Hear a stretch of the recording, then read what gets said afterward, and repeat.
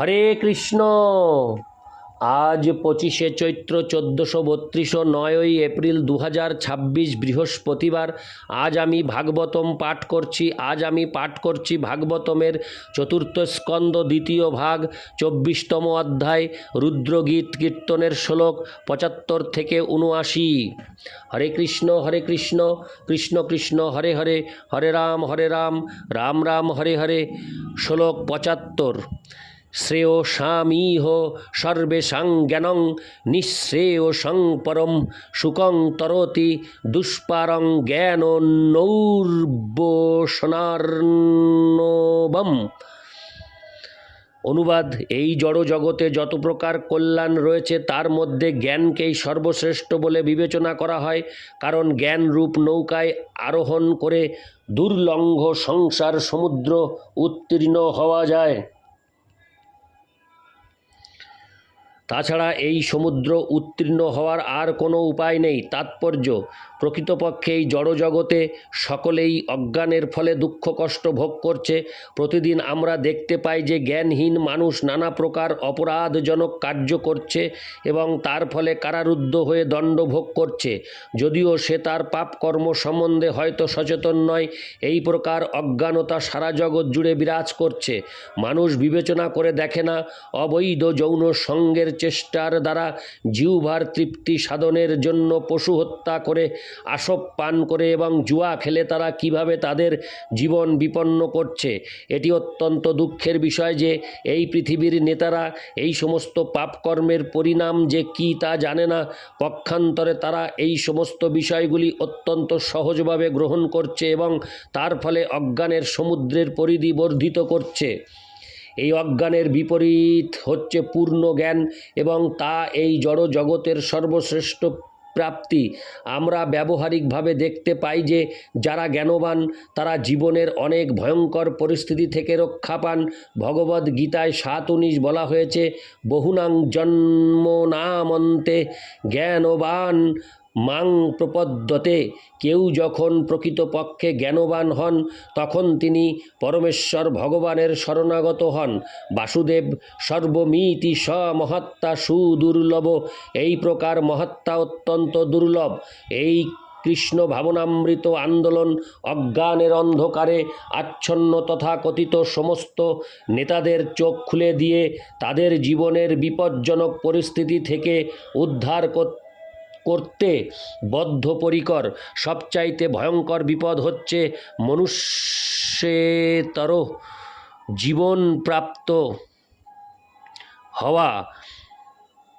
বহু কষ্টে এই মনুষ্য শরীর লাভ হয়েছে, যাতে এই শরীরের সদ্ব্যবহার করে পরমেশ্বর ভগবান শ্রীগোবিন্দের সঙ্গে আমাদের সম্পর্কের পুনঃপ্রতিষ্ঠা করা যায়। শিব উপদেশ দিয়েছেন যে কেউ যদি এই স্তোত্রের যথাযথ সদ্ব্যবহার করেন তাহলে তিনি অনায়াসে ভগবান বাসুদেবের ভক্ত হতে পারবেন এবং তার ফলে সংসার সমুদ্র উত্তীর্ণ হয়ে তার জীবন সার্থক করতে পারবেন। ইতি শ্লোক 75। শ্লোক 76। য ইমং শ্রদ্ধয়া যুক্ত মদ গীতং ভগবৎ স্তবম অধিয়ানো দুরারাধ্যং হরিমারাধয়তোষৌ।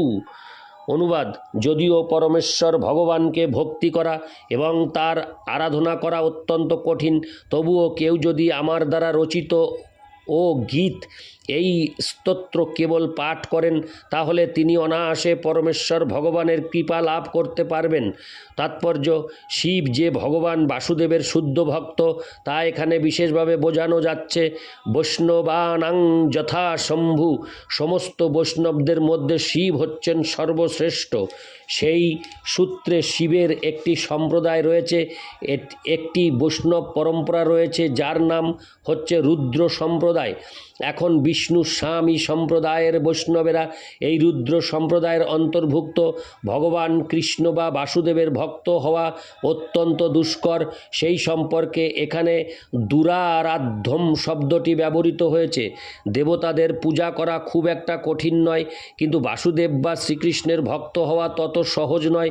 কিন্তু কেউ যদি শাস্ত্রবিধি অনুসরণ করেন এবং মহাজনদের পদাঙ্ক অনুসরণ করেন, যে উপদেশ শিব দিয়েছেন তাহলে তিনি অনায়াসে ভগবান বাসুদেবের ভক্ত হতে পারেন। সেই কথা প্রহ্লাদ মহারাজও প্রতিপন্ন করেছেন।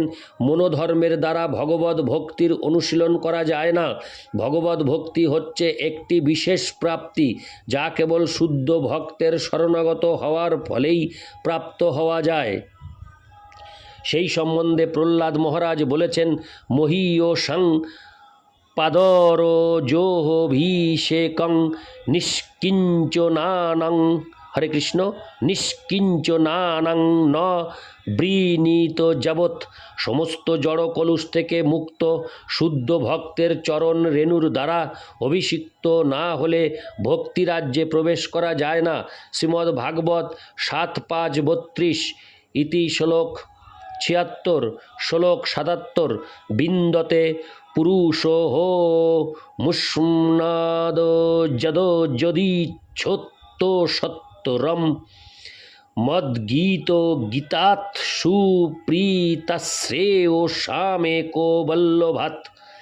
অনুবাদ: পরমেশ্বর ভগবান সমস্ত মঙ্গলময় আশীর্বাদের মধ্যে প্রিয়তম বস্তু। যে ব্যক্তি আমার দ্বারা গীত, এই সঙ্গীত গান করেন, তিনি ভগবানকে প্রসন্ন করতে পারেন। এই প্রকার ভক্ত ভগবত ভক্তিতে স্থির হয়ে ভগবানের কাছে যা প্রার্থনা করেন তাই প্রাপ্ত হন। তাৎপর্য: ভগবদ গীতায় ৬:২২ বলা হয়েছে, জং লব্ধা চাপরং লাভং মন্যতে নাধিকং তত। কেউ যদি ভগবানের কৃপা প্রাপ্ত হন তাহলে তার আর আকাঙ্ক্ষা করার মতো কিছু থাকে না এবং তিনি আর অন্য কোনো কিছু লাভের আশাও করেন না। ধ্রুব মহারাজ যখন তপস্যার প্রভাবে সিদ্ধি লাভ করেছিলেন এবং ভগবানকে দর্শন করেছিলেন, তখন ভগবান তাকে তার ঈপ্সিত যে কোনো বর প্রদান করতে চেয়েছিলেন, কিন্তু ধ্রুব মহারাজ উত্তর দিয়েছিলেন যে ভগবানকে দর্শন করে তিনি সম্পূর্ণরূপে তৃপ্ত হয়েছেন, তাই তার আর চাওয়ার মতো কিছুই নেই। ভগবানের সেবা ব্যতীত আমরা যা কিছু চাই তা হচ্ছে মায়া। শ্রীচৈতন্য মহাপ্রভু বলেছেন, জীবের স্বরূপ হয়, হরে কৃষ্ণ, জীবের স্বরূপ হয় কৃষ্ণের নিত্যদাস। চৈতন্য চরিতামৃত মধ্য 20:108। প্রতিটি জীবই ভগবানের নিত্য দাস। তাই কেউ যখন ভগবানের সেবায় যুক্ত হন তখন তিনি জীবনের পরম সিদ্ধি লাভ করেন। বিশ্বস্ত সেবক যেমন তার প্রভুর কৃপায় তার যে কোনো বাসনা চরিতার্থ করতে পারে, ঠিক তেমনি যারা ভগবানের দিব্য প্রেমময়ী সেবায় যুক্ত হয়েছেন তাদের আর স্বতন্ত্রভাবে কোনো বাসনা থাকে না।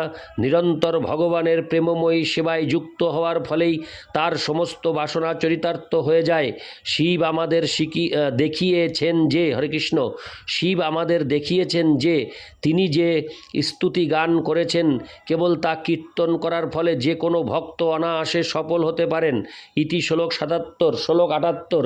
ইদং য কল্ল উত্থায় প্রাঞ্জলি শ্রদ্ধয়ান্বিত সিনুয়াশ্রাবয়েন্নর্ত মুচ্যতে কর্মবন্ধনই। অনুবাদ: যে ভক্ত খুব সকালে উঠে বদ্ধাঞ্জলি হয়ে এই রুদ্রগীত গান করেন এবং অন্যদের তা শোনান, তিনি নিশ্চিতভাবে সকাম কর্মের সমস্ত বন্ধন থেকে মুক্ত হবেন। তাৎপর্য: মুক্তির অর্থ হচ্ছে সমস্ত সকাম কর্মের বন্ধন থেকে মুক্ত হওয়া। সেই সম্বন্ধে শ্রীমদ্ ভাগবতে 2:10-6 বলা হয়েছে, মুক্তির হিত্যান্নতা, হরে কৃষ্ণ, মুক্তির হিত্যান্যথা রূপম। মুক্তি মানে হচ্ছে অন্য সমস্ত কার্যকলাপ পরিত্যাগ করে নিজের স্বরূপে অবস্থিত হওয়া, স্বরূপেণ ব্যবস্থিতি। হরে কৃষ্ণ। বদ্ধ অবস্থায় আমরা একের পর এক সকাম কর্মের বন্ধনে আবদ্ধ হয়ে পড়ি, তাকে বলা হয় কর্মবন্ধন। যতক্ষণ পর্যন্ত আমাদের মন সকাম কর্মে মগ্ন থাকে ততক্ষণ আমরা সুখ ভোগের জন্য নানা প্রকার পরিকল্পনা করি। কিন্তু ভক্তিযোগের পন্থা ভিন্ন, কারণ ভক্তিযোগের অর্থ হচ্ছে পরম ঈশ্বরের নির্দেশ অনুসারে কার্য করা। আমরা যখন পরম ঈশ্বরের নির্দেশ অনুসারে কার্য করি তখন আমরা সকাম কর্মের বন্ধনে আবদ্ধ হই না। যেমন অর্জুন যুদ্ধ করেছিলেন কারণ পরমেশ্বর ভগবান তা চেয়েছিলেন, তাই সেই যুদ্ধের ফলাফলের জন্য তিনি দায়ী ছিলেন না। ভগবদ ভক্তিতে শ্রবণ এবং কীর্তনও দেহ, মন এবং ইন্দ্রিয়ের দ্বারা কর্ম করারই মতো। হরে কৃষ্ণ। ভগবদ ভক্তিতে শ্রবণ এবং কীর্তনও দেহ, মন এবং ইন্দ্রিয়ের দ্বারা কর্ম করারই মতো। প্রকৃতপক্ষে শ্রবণ এবং কীর্তন ইন্দ্রিয়ের ক্রিয়া। ইন্দ্রিয়গুলি যখন জড় সুখ ভোগের জন্য ব্যবহার করা হয় তখন কর্মের বন্ধনে জড়িয়ে পড়তে হয়, কিন্তু ইন্দ্রিয়গুলি যখন ভগবানের প্রসন্নতা বিধানের জন্য ব্যবহৃত হয় তখন তা হচ্ছে ভগবদ ভক্তি। ইতি শ্লোক 78। শ্লোক 79। গীতং ময়েদং নর দেব নন্দনা পরস্য পুংস পরমাত্মন স্তবম জপন্ত একাগ্রধীয়স্তোপ মহৎ চরোদ্ধমন্তে তত আপসোথেপসিতম। অনুবাদ: হে রাজপুত্রগণ, আমি যে স্তোত্রটি গাইলাম তার উদ্দেশ্য হচ্ছে পরমাত্মা পরমেশ্বর ভগবানের প্রসন্নতা বিধান করা। আমি তোমাদের উপদেশ দিচ্ছি, এই স্তোত্র তোমরা জপ করো, কারণ তা মহান তপস্যারই মতো কার্যকরী। এইভাবে যখন তোমরা পূর্ণতা প্রাপ্ত হবে তখন তোমাদের জীবন সার্থক হবে এবং তোমাদের সমস্ত অভীষ্ট প্রাপ্ত হবে। তাৎপর্য: আমরা যদি নিষ্ঠা সহকারে ভগবদ ভক্তি সম্পাদন করতে থাকি তাহলে যথাসময়ে আমাদের সমস্ত বাসনা পূর্ণ হবে, সেই সম্বন্ধে কোনো সন্দেহ নেই। ইতি শ্লোক 79। আর এই 79 শ্লোকের মাধ্যমেই সে সমাপ্ত হলো শ্রীমদ্ ভাগবতের 4th স্কন্দ 2য় ভাগ 24তম অধ্যায় রুদ্রগীত কীর্তন। হরে কৃষ্ণ কৃষ্ণ কৃষ্ণ হরে হরে, হরে রাম রাম রাম হরে হরে। হরে কৃষ্ণ।